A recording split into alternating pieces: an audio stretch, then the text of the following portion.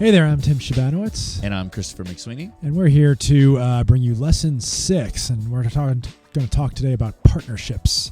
Absolutely. But before we dive into that, let's go read this quote. That's an African proverb. Christopher, take it away. All right. If you want to go fast, go alone. And if you want to go far, go together. So take like 30 seconds and kind of reflect on that. After that, we have a quick extra bit that we're going to add that is very relevant to the course, and then we'll get right into it.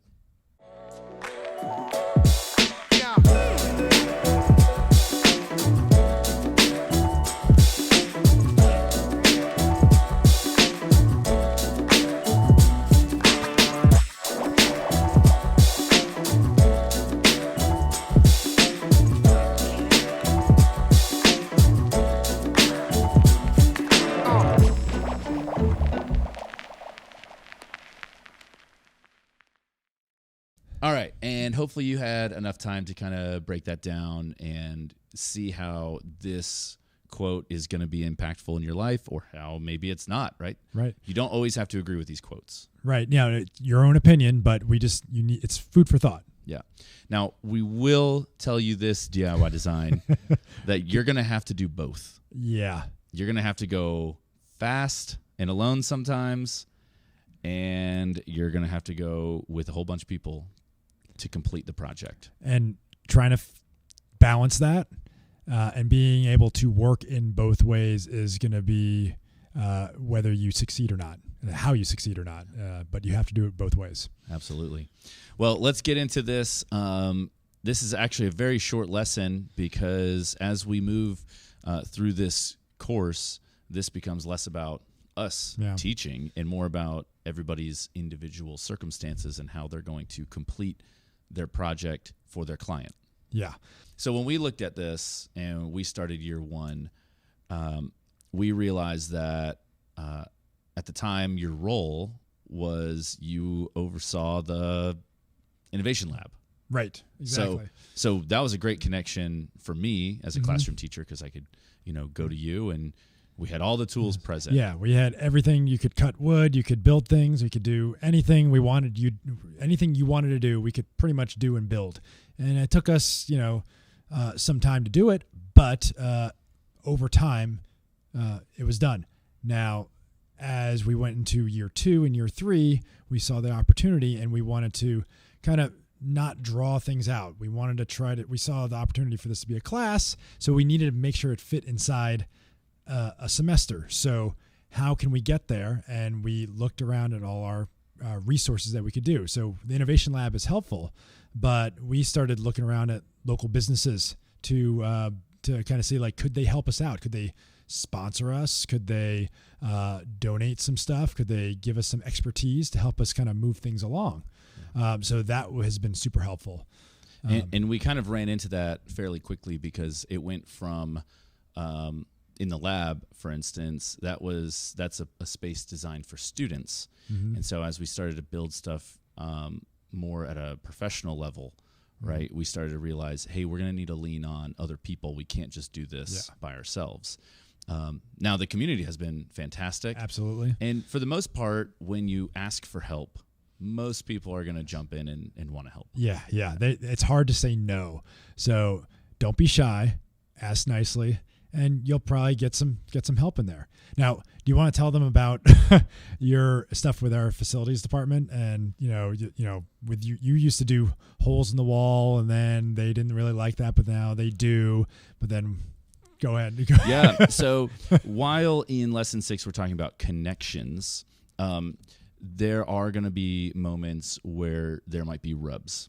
And so, for instance, when I first started going down this path of, I have my own space, I'm going to really, deck it out. And I have my first laser cut board, and I bought some lamps for my IKEA and whatever. And I just started screwing into the wall and, learning, it's just drywall. And then I went and got anchors, and I started doing things right. Well, when the facilities department walks by and they hear a drill going and they hear a ladder banging around, they poke their head in. And I did not realize, but it was not a not a school policy at the time that it was okay.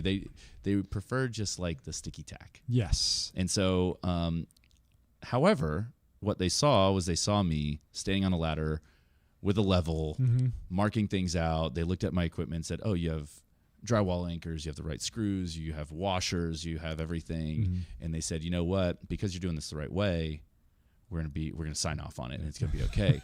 So, doing things right is really, really important. Yeah. Furthermore to that, like, and since then we've been doing the things right in this room and in our year 2 room as well. But on top of that, like, you kind of get word kind of spreads really quickly. It does. That you're doing things. And then they'll come around and poke their head in even more to be like, "Hey, what are you guys doing? Hey, I can help you with that." Truth be told, in year 2, when we were doing the stage in your classroom, I was out there kind of touching up some stain that we were doing on there. That's right, and the head facilities guy comes on over and he's like, "What are you doing?" I'm like, "Well, we're just finishing this up." And you were doing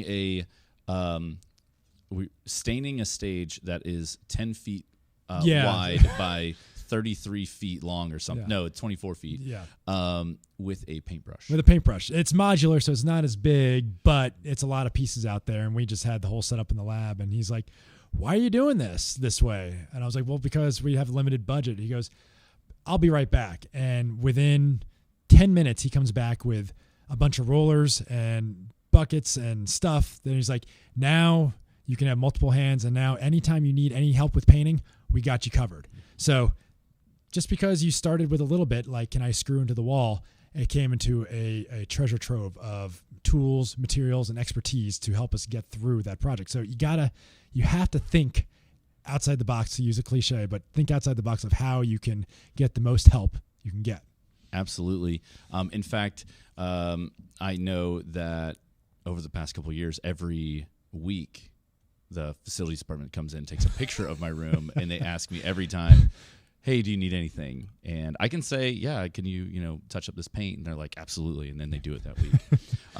So what we need our students to do, or whoever you are, as you go through this class, is write down all the connections, right? Mm-hmm. So you might know people in various spaces. They don't have to be the usual suspects. No. So, for instance, we had a family who does textiles and fabrics. Right. We had never even talked about textiles or fabrics, and they became our biggest cheerleaders and honestly the biggest motivators for me, because they actually were the ones going at the higher school level saying, "Hey, we want to get behind this and we want to support Shabanowitz and McSweeney." Right. So, and it's just, it could be right in front of you. You just don't know, but you have to ask the questions in order to do that. So write down the current connections you have, whether that's a STEAM lab in your school, maybe it's a local hardware store, maybe it's your father-in-law. I don't know who it is. Could be a friend down the street, something, right? That's, whatever it is. And then write down past connections, right? Yeah. You may have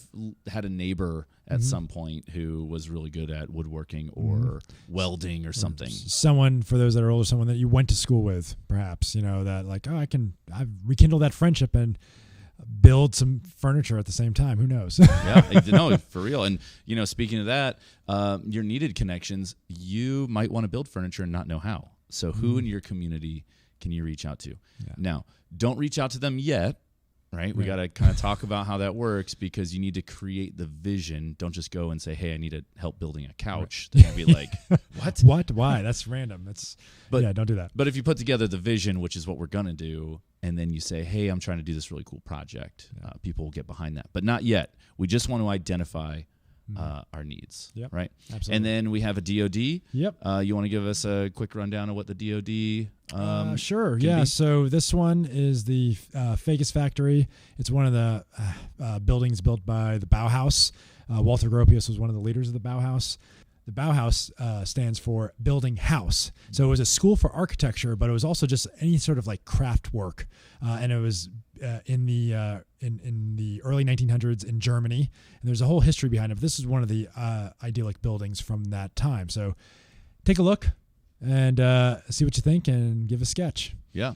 On that sketch, try to build your skills as you go, but we're not trying to be the best artist ever. No. We're just trying to grow a skill throughout the whole course. Right. What are those things that you notice on the building that you're like, that's actually a nice touch. Let me try to do that in my future design. So that's what we're looking for. Awesome.